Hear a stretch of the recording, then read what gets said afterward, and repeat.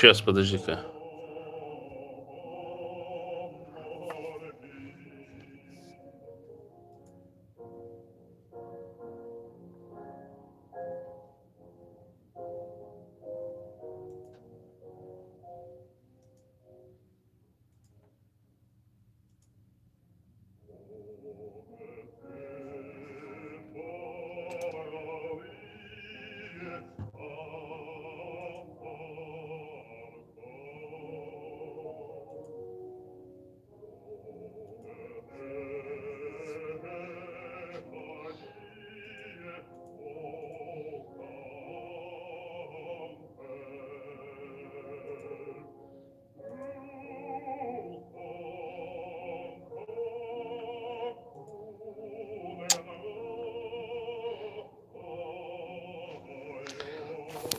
Так.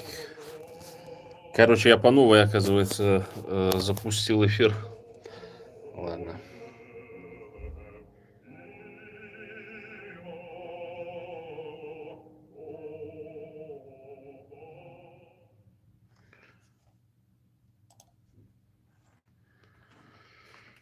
Добрый день, дорогие друзья.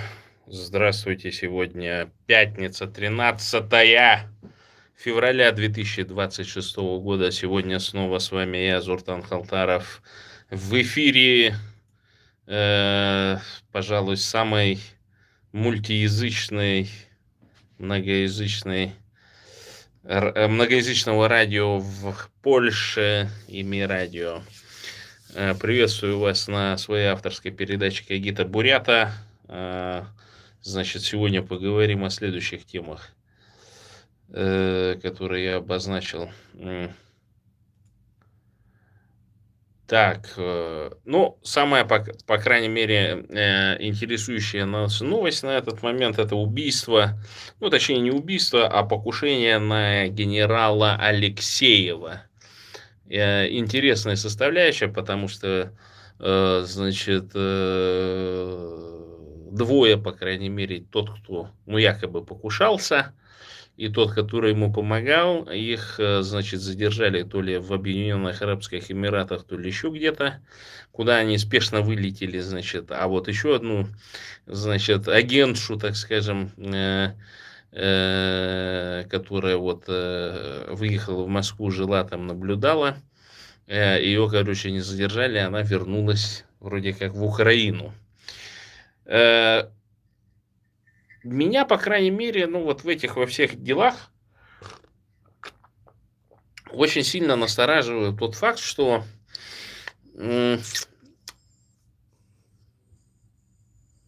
вот эти вот всякие, значит, генералы российской армии, они, не защищены фактически. То есть они, по идее, должны же жить где-нибудь в части, да. То есть все семьи там должны жить, часть должна быть закрыта, то есть снаружи туда не попасть.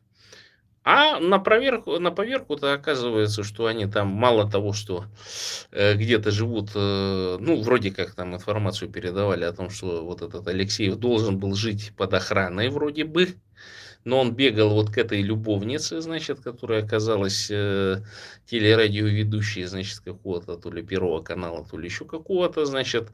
И вот там-то его и как раз выследили. И мне почему-то вот кажется, что на самом деле там заказ — это даже не какая-то спецоперация там СБУ или еще каких-то органов, значит, Украины, да, воюющей, а это просто тупо заказик спустился туда. Потому что, мы прекрасно знаем, помните, был такой, депутатик-то, которого грохнули в Москве, точнее в Киеве, муж этой певицы оперной.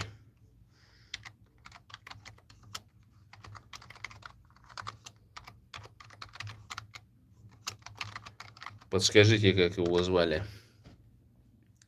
Вороненков, короче. И там, как работали? Там работали местные. Вроде бы как получается, что, судя по всему, вот этот бывший муж, значит, мафиози, он каким-то образом узнал адрес, по которому живет, значит, вот эта вот его бывшая жена, значит, с этим Вороненковым. Ну и, в общем, киллера подослали. Киллер сначала в пузо выстрелил охраннику. Охранник там завалился, ну, естественно, неожиданно. Ну, кто там в Киеве в трезвом уме и в памяти будет там стрелять кого-то. Ну, заказ вот пришел, а использовался местный персонаж. И про этого местного персонажа, которого, ну, этот, значит, охранник в конечном итоге завалил, да, про него практически ничего не известно. Ну, неизвестно, что за тело, короче, сообщники откуда, типа. Ну, то есть, какой-то криминальный был, хотя вот, значит, есть информация, что он был, значит, просто войску служил в ВСУ. Да, ну, просто разместили заказик, короче, он приехал, убил его. И вот у меня здесь тоже такое подозрение, что вот этого не взорвали, не каким-то другим общественно опасным способом, значит, ликвидировали, да, а такое чисто вот наемническое, да, то есть, может быть, даже и задача-то была его не убить, а покалечить. Ну, чтобы он под себя ходил, там, например, вот стрельнули куда-нибудь там ему в район, значит, позвоночника, да, и он, у него там ниже определенного позвонка там все отказало, он же вроде живой, короче, а под себя будет ходить. И я подозреваю, что на самом деле за вот этим заказом никакой ни СБУ, ни ГУР, там, ни еще что-то стоит там, короче, а стоят конкретные персоны там же внутри в России. Скорее всего, там может быть коллеги, которых он там швырнул, там стуканул на них или еще что-то. Либо жена, что мне кажется вероятнее, потому что мы же не знаем, кем. Не каждая, так скажем, жена генерала, она, значит, не связана, значит, с армией, там, какие-то связи, может, не имеет. Может, она дочь какого-нибудь высокопоставленного тоже генерала, который имеет связи там в Украине и так далее. Она сказала, что ну вот надо бы, муженек-то налево убегает, там, имущество все переписал, там, собирается, значит, бросить меня на старость лет, короче, грозится. А так, пук, и все, и куда, кому он, инвалид, нужен? Этой любовнице он нахрен не нужен будет, короче. Ну, а жена при своих, и дети при своих окажутся. То есть, и такой вариант может быть. Я вполне подозреваю, что это, значит, никакая не спецоперация, а вот именно чисто заказуха, которая прошла просто через, значит, коррупционную составляющую внутри Украины, вылезла там и так далее. Потому что, ну, мягко говоря, мало генералов. Вот, я не знаю, там в Бурятии у нас какой-нибудь генерал сидит или не сидит. Тоже вот что-то тишина, никаких покушений, ничего нету, короче. Хотя, казалось бы, да, что там пробраться и какого-нибудь там персонажа, значит, ликвидировать. Проблем-то, ну, в Бурятии там все на расслабоне находятся. Там проблем ликвидировать какого-нибудь генеральчика, там, полковника и так далее вообще нет. Часто даже, значит, там, когда я таксовал в Улан-Удэ, даже вот такой, ну, слушок даже проходил о том, что вот с 11 ДШБ еще там всякие там полковники, майоры катают, короче. Ну, у которых там зависимость, например, игровая есть. Значит, то есть в игровых этих можно их вечером найти. Вот они таксуют для того, чтобы поиграть. То есть зарплата-то у жены, а значит, то, что он натаксовал, можно проиграть. Ну, вот, Баир, царство небесное, вот так вот наделал. Однажды меня там заманил, говорит, да, я говорю, а я тебе зачем там нужен? Ну, так стоишь, посмотришь, типа. И вот он там в каких-то автоматах 1000 слил буквально я не знаю, там за 2 минуты, короче. Ну, я говорю, ну все, этот зуд прошел. Да, да, вроде все. Разъехались, короче. Там на рации там вызваниваю, куда пропал? Я думал, может, завершил, короче, не катает. А на следующий вечер там, ну, созвонились, спрашивают, что, а я же, говорит, это, зуд не прошел, короче, там что натаксовал еще, в долги залез еще этому горному дому, короче, должен остался. В общем, там 5 то ли 6 слил. Ну, в общем, да, вот это вот действительно серьезная болезнь. Никто, конечно, этими автоматами там, безусловно, не занимается. Все, как они работали, так и работают. Сейчас еще тем более, потому что у них денег-то больше стало у этих всех персонажей, так скажем. Ну, я подозреваю, что вот моя такая, значит, аналитика по поводу вот этого попытки, значит, уничтожения генерала Алексеева, что все-таки просто в СБУ разместили заказ, значит, нашли каких-то исполнителей, так скажем, ну, которые заехали, значит, в Рашку, и которых достаточно много на самом деле. Ну и просто за денежки тупо. Ну, что максимум, сколько там пожизненно им не дадут. Есть вероятность обмена, то есть такая беспроигрышная спецоперация. И все равно в любом случае за факт им денежки, естественно, заплатят, а может, если действительно они какие-то, значит, там агенты, то и дополнительные какие-нибудь звездочки по погонам получат. Так что, чем, ну, я всегда на своих эфирах и говорю о том, что для бурята сейчас главный враг – это русский офицер. Да и всегда на самом деле было. И вот вы видели, наверное, я не размещал на своем, по-моему, канале, не размещал это видео, но оно, так скажем, в народ пошло. Там, где, значит, бурятка внезапно обнаружила какая-то люмпина-комбедовка, у которой, значит, школа. Сейчас я, по-моему, я его разместил у себя в Фейсбуке. Сейчас я вот видео найду.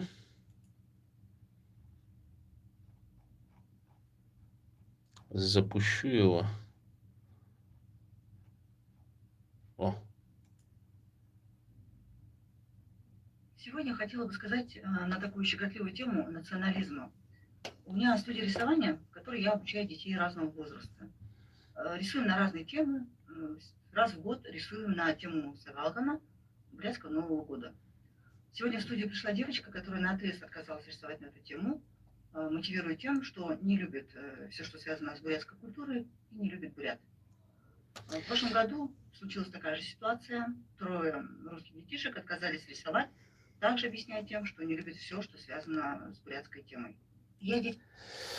Ну вот для нее это как бы такая, вы знаете, существенная новость, да, о том, что вдруг внезапно, значит, бурятосы через систему русского образования, через эту школу, да, уже несколько поколений подряд. Да, а почему говорю, что люмпина-комбедовка, да, почему я сразу понимаю? Потому что для нас, для бурят, русский был всегда врагом. Вот он может быть хороший русский, а большая часть русских нет там серединки, нет никаких-то нейтральных русских, да? Они все в Бурятии, они враги бурят. Они туда приехали для того, чтобы не давать бурятам вообще голову поднимать. И понятно, что, ну, естественно, что в советское время это гораздо было более очевидно. И, в общем-то, буряты все, которые там и в городе жили, там, и учились в всяких иркутских, в Москве и так далее, они подвергались, ну, я не знаю, просто это еще не описано, так скажем. Многие не любят это вспоминать, а многие, в принципе, росли в таких условиях, ну, вот как Карлица, например, да, что вот она это ассоциировала не с тем, что она бурятка, а с тем, что вот она маленькая, уродка, там, значит, ну, ее как-то не любили, буллили, там, и так далее. И вот мозг у людей, вот этих подвергающихся вот этим, значит, всяким изменениям, он часто очень купирует. Хамство купирует, да, то есть вот люди эти не могут за себя постоять, например, где-нибудь в очереди, там, короче, или русского нахуй послать просто-напросто, да, ну, то есть или поколотить просто. Как вот одна моя знакомая рассказывала, что ее там что-то вдруг ни с того ни с сего начали дискриминировать по национальному признаку, да она просто в морду дала. И Русачок-то, по-видимому, тренировался на таких, на простеньких бурятосах, значит, на люмпина-комбедовцев, которые, значит, съедали. А тут он получил, когда по мордам, короче, он не знал, как на это реагировать. То есть она, ну, вышла победительницей. И из этого, значит, значит, из этой ситуации. И вообще я всем на самом деле советую, короче, что особенно женщинам, да, вот это вот не спускать в истерику эту, не кидаться. А вот как женщина тихо, спокойно записывает видео. Но для нее это вот новость. Почему? Вот ответ. Значит, у меня здесь пишет женщина, говорит, только нацменьшинства живут в многонациональной стране. Ну, потому что это навязано, это русский колониализм, он навязал. И вот таких дрессированных буритосов на самом деле вагона маленькая тележка. Они там, ну ладно, понятно, там коммуняки, значит, типа там вот эти соратники этого дяди Славы Мархаева. Вот они там все за интернационализм там выступают и так далее, что это какие-то рядовые проявления, это вот какой-то бытовой шовинизм и так далее. А я помню просто, я ехал как-то в автобусе, значит, и она мне, ну, я не помню, сколько там, 4,50 проезд, что ли, стоит. Ну, помните, были такие времена. Ну, я десятку сую ей, и она мне тупо бутером, короче, отсыпает вот эти десятки, там, пятерки какие-то, рубли. Ну, какой-то, видимо, русский люмпен, значит, видимо, отослал своих детей, значит, собрать монеты с этого. Ну, буряты же оставляют эти всякие монетки на этом, в этнографическом музее. И там вот вонюшки эти все, вот эти дети-голодранцы, там периодически, вот в те времена, особенно там в середине 2000-х годов, они там лазили, короче, и вот эти всякие монетки собирали там, ну, с этого жили, короче, судя по всему, в летнее время. Ну и вот, и она мне этим бутером отсыпает, короче. Ну, а я такой думаю, ну ладно. Короче, взял, начал пересчитывать. И там, по-моему, то ли 10, то ли 20 копеек не додала она мне, короче. Я говорю, ты что, говорю? Ну, мог не заметить. Но она знала, что там не дадано, короче. И начала там, да ты бурят, да ты считать там не умеешь. И такой, я такой взял вот эту хуйню и так еблет ей бросил. Я говорю, ты что, тварь, нахуй, базаришь, говорю. И там какой-то выскочил интеллигентишка буритос. Я говорю, ты что, вы что, говорю, русаш. Ну, в общем, я там на нее попер, короче. Я говорю, ты не попутала, говорю, тут на кого-то тут это варежку разинула. Ну, то есть, меня-то не то, что 20 копеек не додали, а то, что она там, ты бурят, ну, вот это вот, знаете, с этим, с предъявой такой в голосе, короче. А я это тонко чувствую, я это все знаю. Вот эти вот проявления у русни, короче. Ну и в итоге, значит, я думаю, не, надо это дело не оставлять, короче, там как раз вот тогда волна эта подымалась, значит, что там вот, значит, проявление, значит, нацизма у русских, там 282 статья, типа такое.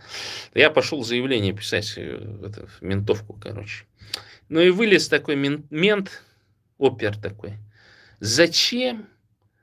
Это бытовуха, там что-то это. Я говорю, ты что, говорю?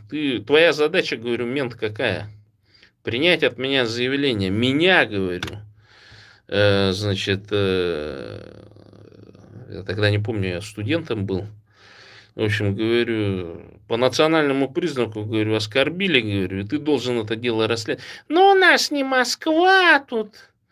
Ну, то здесь такое расследовать не будут, ты еще не знаешь, где ты живешь. И вот из-за таких вот люмпинов, комбедовцев, вот этой гнили, вот этих вот мразей, вот этих буритошек, да, вы же все профукали там, Бурятии.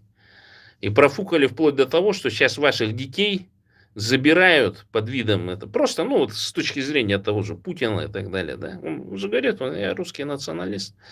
Для него вот это вот, они даже не постарались как бы под соус там какой-то идеологии загнать там и так далее. Ну, это так в прессе что-то пишут и так далее. Но они-то прекрасно знают, что внутрицо-то у вас говнистое, что вы за деньги развелись, короче. А где за деньги развелись, ну, как наемники вас и считают. И вот в Москве с этой Цыденовой ситуация такая же. Это же поэтому, потому что вонюшки, они это пробросили в том числе и для своих, для тех вот, которые там в Москве и так далее. А говорит, зачем нам, москвичам, ехать куда-то там воевать? Это же буряты есть всякие, там якуты там и так далее. Мы же там им отсыпаем, короче, копейки. И они за нас, за нас, за москвичей, там, за петербуржцев, ингерманландцев, там, всяких смолян, там, вятичей, кривичей, короче, едут за денежки украинцев убивать. И вот эти вот все нарративы, пробросы, которые там в том числе с украинской стороны идут и так далее, ну, как эти всякие там вот эти ужаленные в задницу аутисты там бегали и так далее, они же тоже ведь используются для того, чтобы показать о том, что ну, для грязной работы есть определенного рода люди. И фишка в чем? В том, что ну, это же чисто литературный этот образ дикаря. Это в литературе, в европейской литературе, да и вообще в любой другой он существует, этот образ дикаря. И потом на смену ему там в 19 веке, когда, значит, нужно было оправдывать вот различного рода, значит, захватнические войны, колониализм и все прочее, вот, и, значит, ну, вроде же дикари, некоторые-то дикари за нас же воюют, да, и вот тогда разработали образ Вальтер Скотт, там и все прочее, образ благородного дикаря, что он дикарь, но он благородный, он за нас. И вот здесь ванюшки как раз, используя все вот эти вот методы, они используют вот эти два литературных образа. Про дикарей и про благородных дикарей. Ну и вот слушаем дальше, что она говорит. Этим объясняю. Но мы же с вами рисуем на тему разных праздников. 8 марта, да, 23 февраля, Масленица, Пасха, Рождество. И потом мы живем с вами в многонациональной республике, где много разных национальностей. И мы должны, если уж не любить традиции, да, никто вас не заставляет. И вот основная ошибка того, что педагогическая, так скажем, ошибка вот этой буритоски из школы в том, что, значит, попытка, значит, вот этим вонюшкам, детям, что-то доказать, используя вот эту пропаганду руснявую, которая направлена именно на буритосов, на инородцев. Понимаете?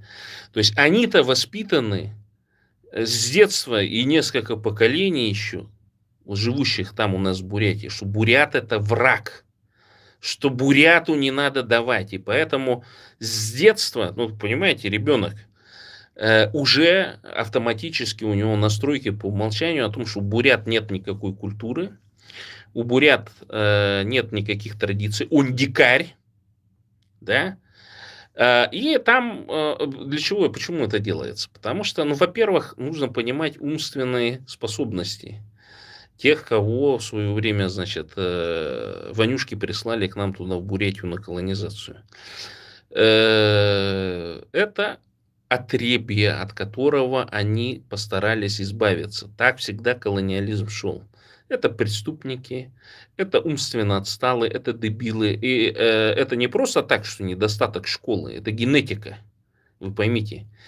И для того, чтобы там, значит, в Бурятии препятствовать развитию и поднятию самосознания бурятского, они запускают различного рода вот такие примитивные, но очень действенные механизмы, значит, которые внутри своей среды им как бы доказывают о том, что вот они сюда приехали на определенных правах, то есть это их право ненавидеть буритосов как завоевателей.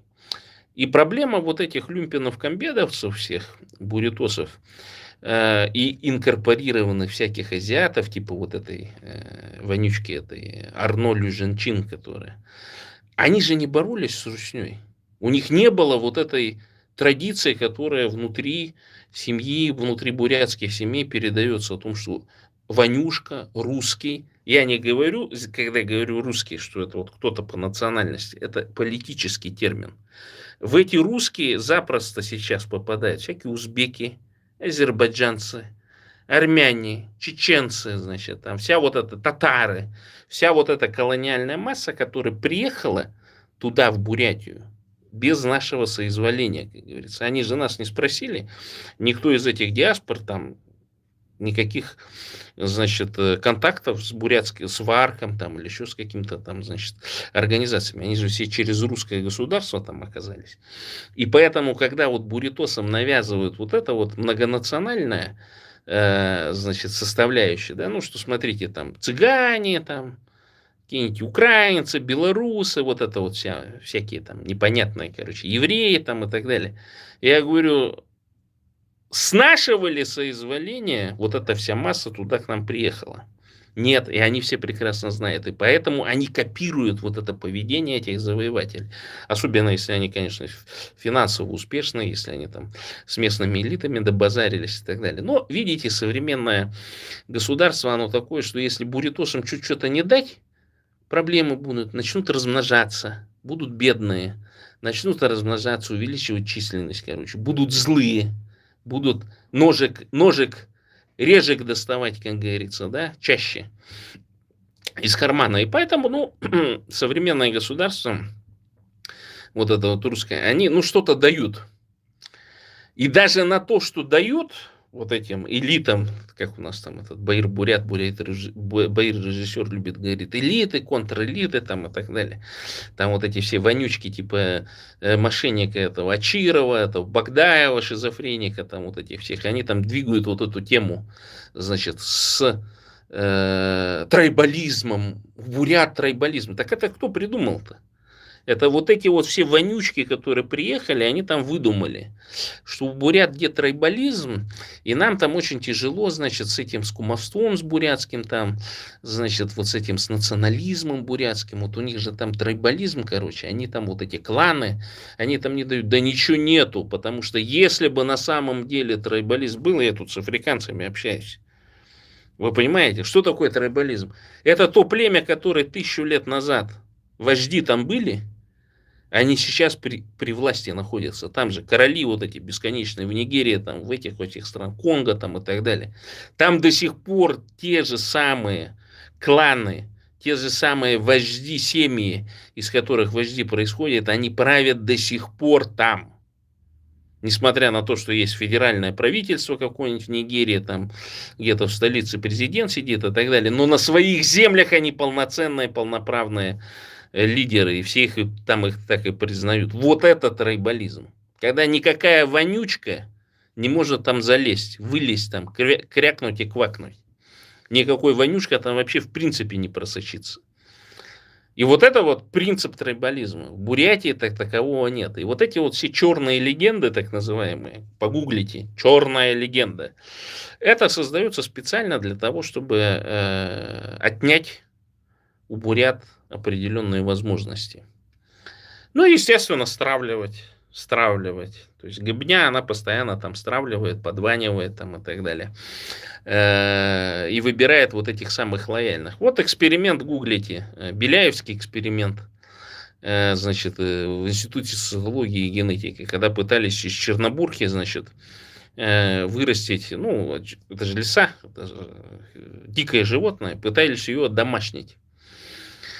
Ну и к чему этот эффект привел? О том, что, значит, вывели лису, которая, значит, которая, да, действительно, как собака стала, а по факту мех-то хреновый. То есть, когда дикая-то она была, мех нормальный, чернобурка, а когда вот она как собака стала, мех попортился. И вот у бурятосов также генетика портится, понимаете? Отбор идет через вот этих вонючих вонюшек, через вот этой всей массы русского мира, которая там туда понаехала, короче. И мы поэтому заявляем наш тезис: Бурятия для бурят. То есть все, что в Бурятии, вот эти все вонюшки, вот эти все мигранты, колонизаторы там и так далее, все они должны работать под нами, с нашего соизволения. И каждый бурят, если начнет так думать, предпринимать определенные усилия, чиновники, менты, ФСБшники, военные, то тогда мы сможем поставить под наш контроль нашу республику. Даже в рамках нашей республики. И в этом отношении нам нужно двигаться и действовать синхронно. Не давать вот этим, значит, всяким вонючкам там, значит, про трайбализм вонять. Всех их осадить нужно определенным образом. Значит, и вот дальше слушаем эту женщину несчастную. Но относиться с уважением к чужим традициям и хотя бы воздерживаться от... Ну, то есть она на полном серьезе пытается вот этим детям говорить про уважение. Вы поймите, там это традиция, которая вот несменяема уже там не энное количество поколений в руснявой среде. То есть ничего удивительного нет, что вы поймите, что люмпенша и люмпен русский, они никогда не отправят детей в школу-студию, вы поймите. У них просто денег на это не будет, они пропьют там и так далее. То есть это частная школа-студия, и, судя по всему, ну, просто разрекламированная маркетинг. То есть почему они ее отправляют? Потому что бурятка, которая студию возглавляет, видимо, мастер своего дела. Но когда доходит вот до определенных вопросов, русня сразу проявляет то, о чем, как говорится, скрыто. Буритосы, вот эти люмпины-комбедовцы, они вот этого не понимают. И неправильный педагогический прием. То есть, видите, она пытается им что-то доказать. Тут ничего не докажешь этим вонючкам. Я поясню, как с педагогической точки зрения это можно решить очень легко. Слушаем дальше. Каких-либо негативных высказываний. И в данном случае претензии, естественно, не к детям. Дети, они отражают своих родителей. Вопрос возникает к взрослым.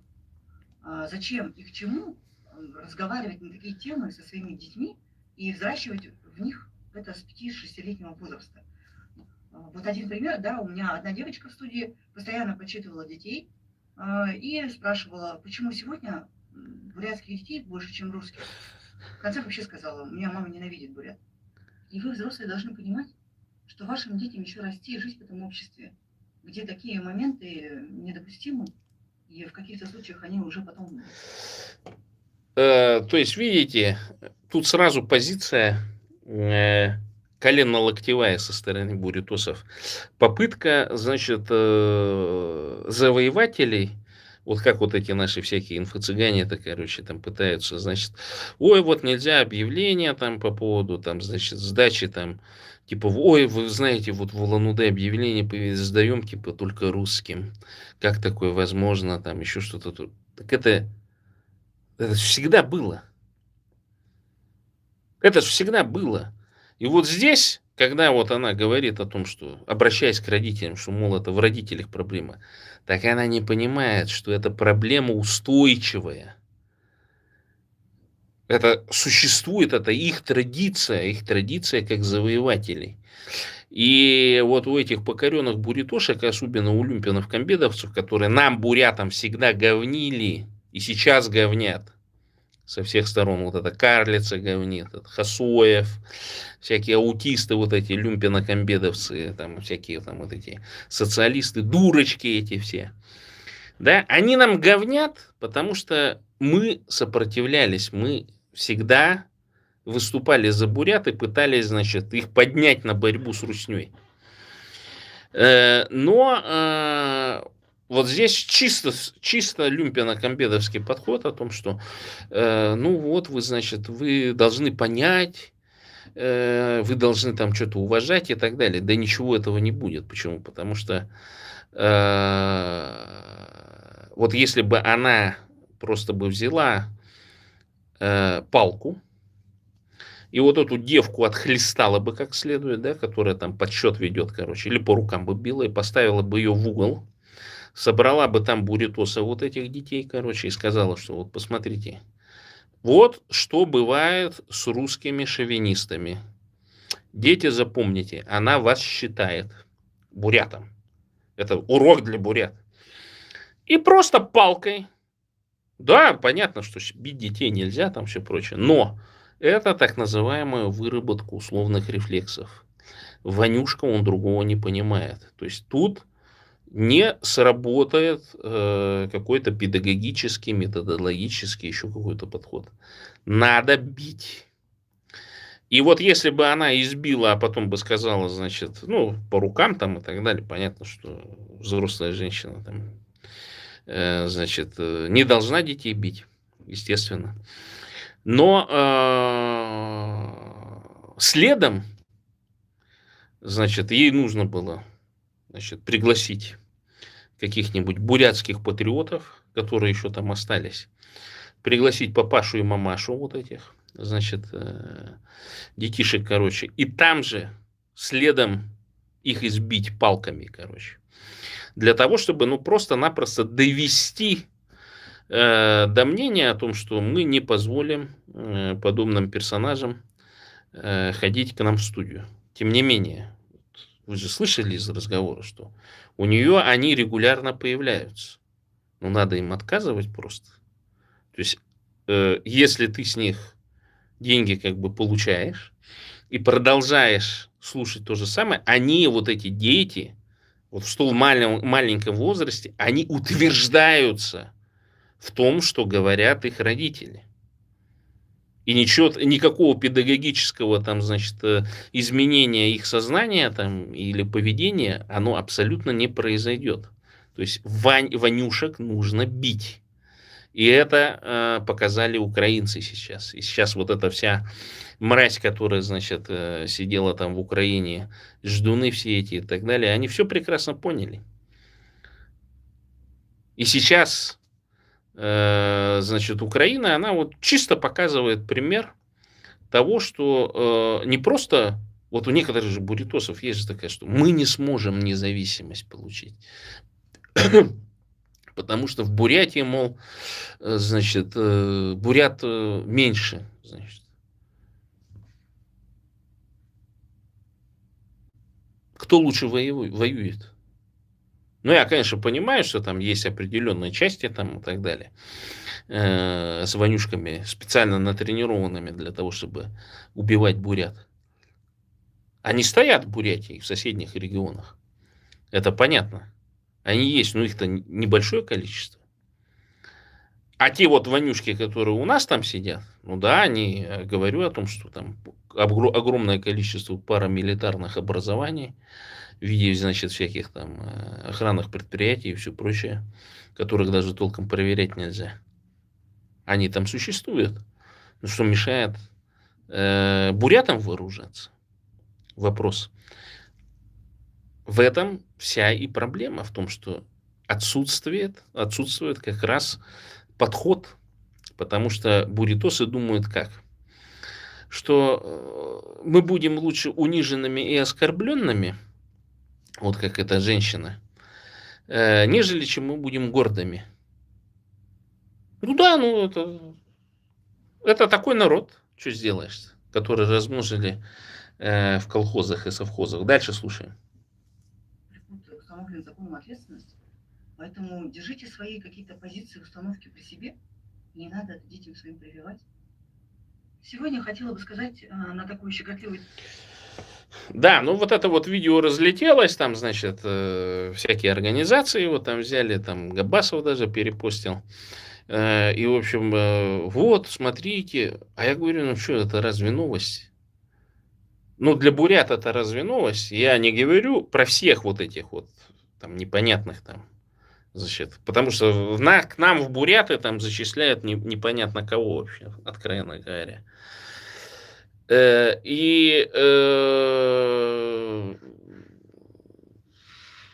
Ну, вы видите сами, то есть по нашей, значит, бурятской, так скажем, по бурятским блогерам, да, вот по этим всем, значит, якобы правдорубам, вот этим знатокам жизни, да, вот этой, которые там говно понюхали, там мочу попили, там, значит, обоссанными были, там, валялись пьяными, значит, избитыми, там, значит, мордой в салате и так далее. Ну, вот что-то, да, может быть, что-то интересное. Но, когда мы приходим вот к таким видео, как они могут прокомментировать? Ну, это типа единичный случай, там все прочее. Начинаются вот эти всякие исключения в голове. Что, ну, у меня там вроде там друзья есть, там еще там кто-то есть, там и так далее. Так они такие же, тоже, которых вот сослали, понимаете? Которых сослали, которых там униженные, оскорбленные, эти вонючки никому не нужные там в этой центральной России, короче. Их туда в Сибирь закинули к таким же завоевателям, понимаете, чтобы там, ну, их обслуживали, там, какие-то дела делали там где-нибудь, там, во глубине сибирских руд сидели, там, добывали что-нибудь. Понимаете, потому что местное население-то, оно другое, оно не приучено вот к этой, к палке, так скажем, да. Но вот постепенно, постепенно из свободолюбивых бурят, видите, вот еще 150 лет назад, я думаю, что бурят, способных сопротивляться вот этой русской идеологии русского мира, было гораздо больше, чем сейчас. Но события последние вот этой, значит, последних лет, они показывают о том, что не просто русских надо бить, но Украина показывает, что их можно бить и нужно бить. И мы в Бурятии должны создать такие же условия. Во-первых, в будущем, естественно. А сейчас нужно вот действительно вот это тихое сопротивление, которое вот эти женщины показывают. То есть не надо ничего истерить. Взяла, поставила телефон, записала видео, выложила. Оно станет вирусным. Конечно, я думаю, что сейчас будет там второе, третье видео какое-нибудь, там, где она будет извиняться, что она не так этих детей поняла, что, значит, там педагогически с ними там не доработала, еще что-нибудь, там бизнес начнут ее проверять, короче. Что-нибудь, может быть, там с ней приключиться, в аварию, в ДТП какой-нибудь попадет, понимаете? Но об этом молчать не нужно это замалчивать.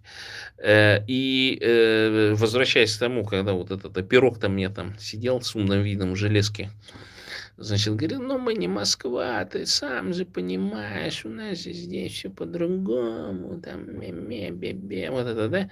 Вот таких вот ментов надо избавляться, вот от этой гнили.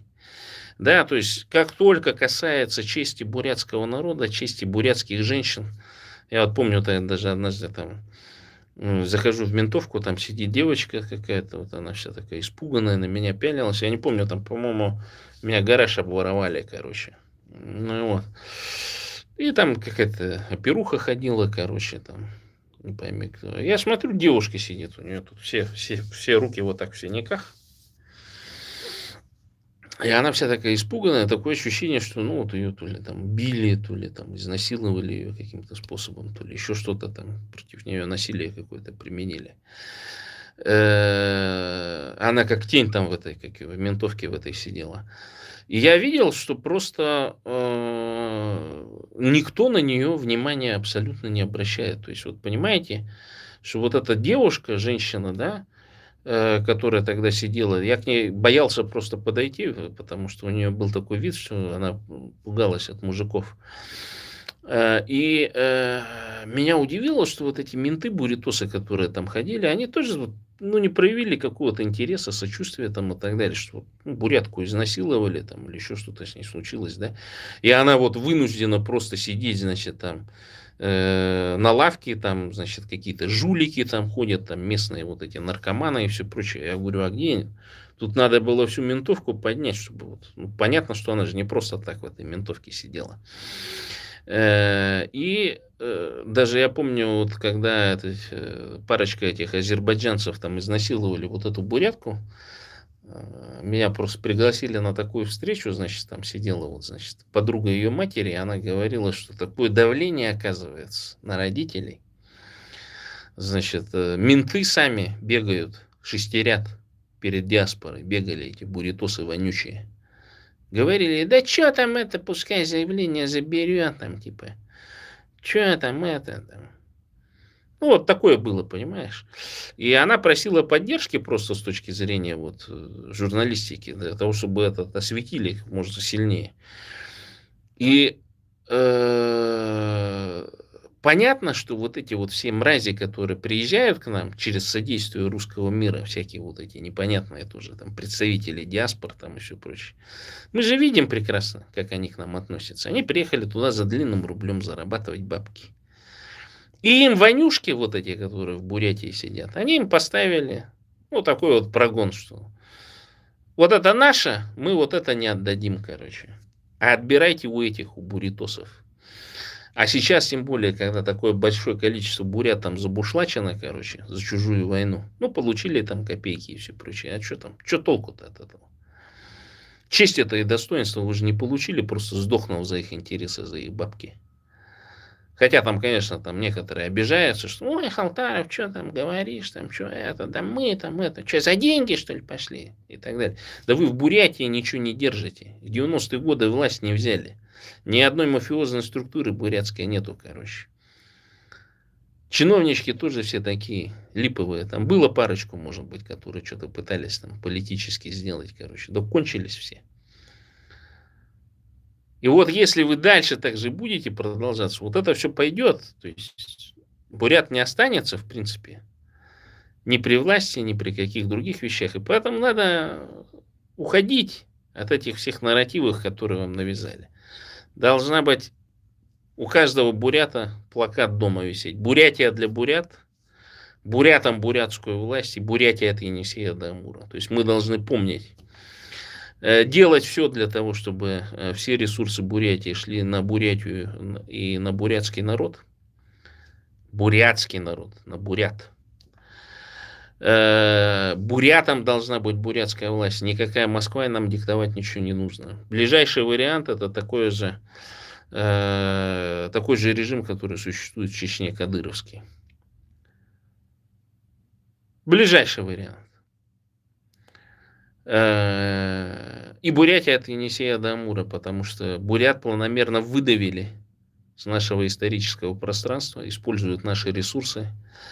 И хорошие русские, естественно, они, значит, всякие правозащитнички, значит, всякие вот эти ребятишки, которых по сей избрали там и так далее, они будут это отстаивать, потому что, ну вот сидит какой-нибудь, значит, правозащитник московский, да, где-нибудь на харчах типа Карамурзы, ну, допустим, жену Карамурзы возьмем, да, сидит где-то, ну, и так и перепадает там 200-300 тысяч долларов. Понятно, что это сумма небольшая для Соединенных Штатов и, в принципе, для уровня тоже очень небольшая. Так на ход ноги чисто, чтобы не сдохнуть там, да, чтобы уровень жизни был такой, по кафе ездить, питаться там, кататься по всему свету, без проблем билеты покупая, да. Это небольшие суммы, но они же понимают, откуда это все происходит. Это происходит от того, что какой-то бурят не доедает.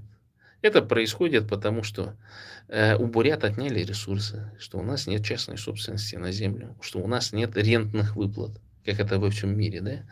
Что у нас нет собственного трайбалистического управления. Я поэтому склоняюсь к тому, что нам надо возвращать племенное управление, работать над этим. О том, чтобы каждое племя вновь собралось, и хириты отдельно, хори отдельно, булагаты отдельно, там всяких ангодары отдельно, и венки, китайцы, там, и бурячины и так далее, тоже там какие-нибудь свои структуры завели.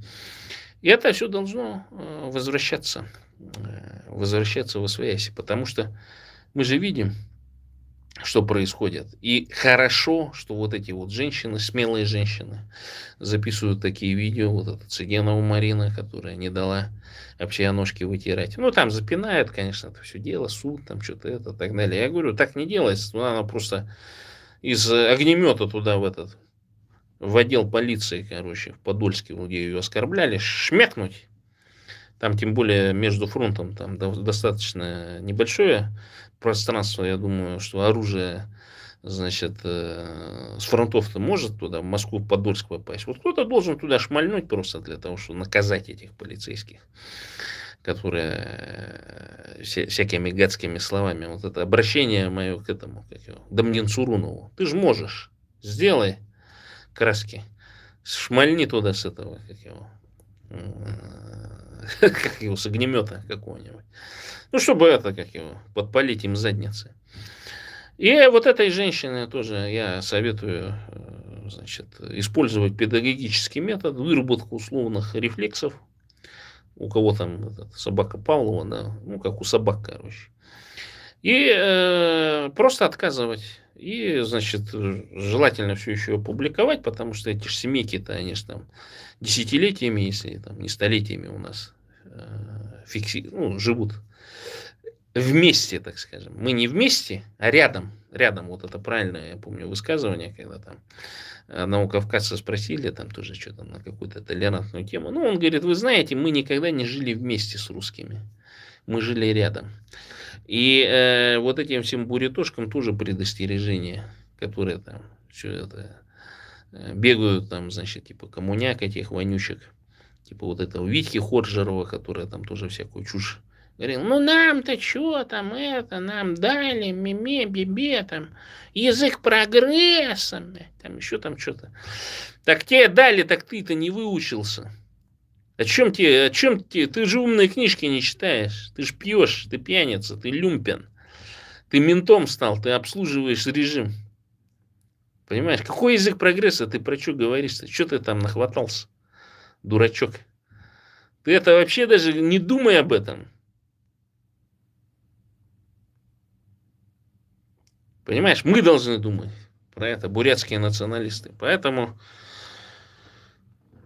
должно быть только так. Бурятия для бурят, бурятам бурятскую власть и Бурятия от Енисея до Амура. Только так и не иначе.